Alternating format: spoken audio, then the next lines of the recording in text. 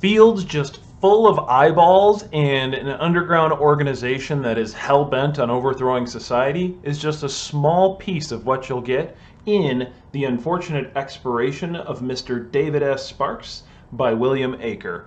Let's do an indie author review of this.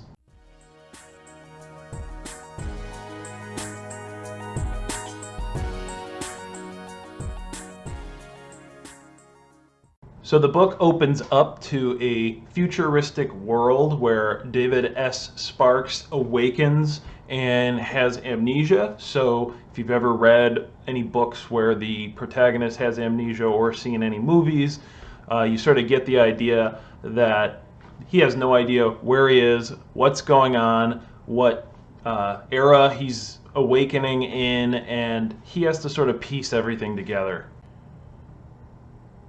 And the first few chapters introduce us to the world.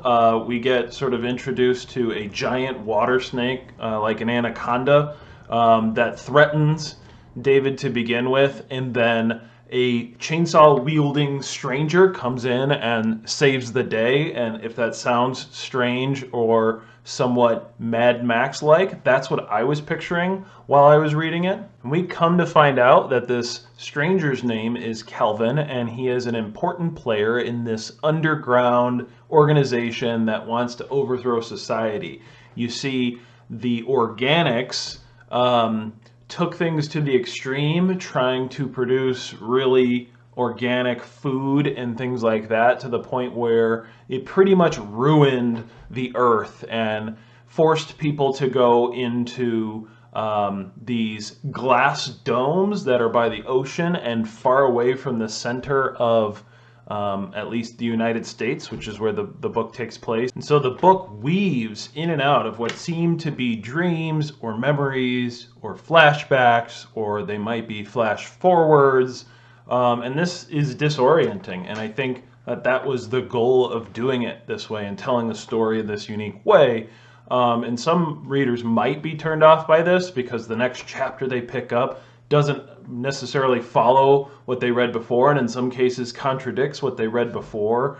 And I think that if you push through that and you keep reading and you think about the different timelines and the different places we find the same protagonist, David S. Sparks, you are going to be rewarded for it, because the book does act like puzzle pieces, and by reading through it, you are able to start piecing them together.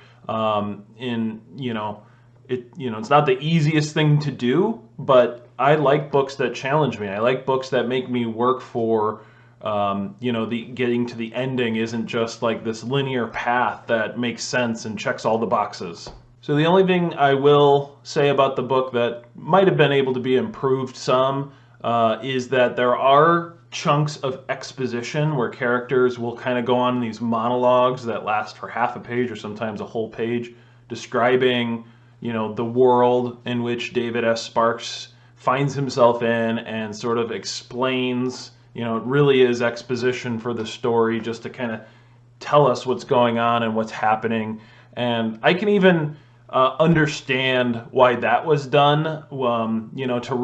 To build big futuristic impressive worlds without writing 500 or 700 or 1,000 pages can be very difficult, and this was a way to sort of shortcut that, have characters explain the world to the protagonist who has amnesia, and that's a way of letting the reader know what's going on as well.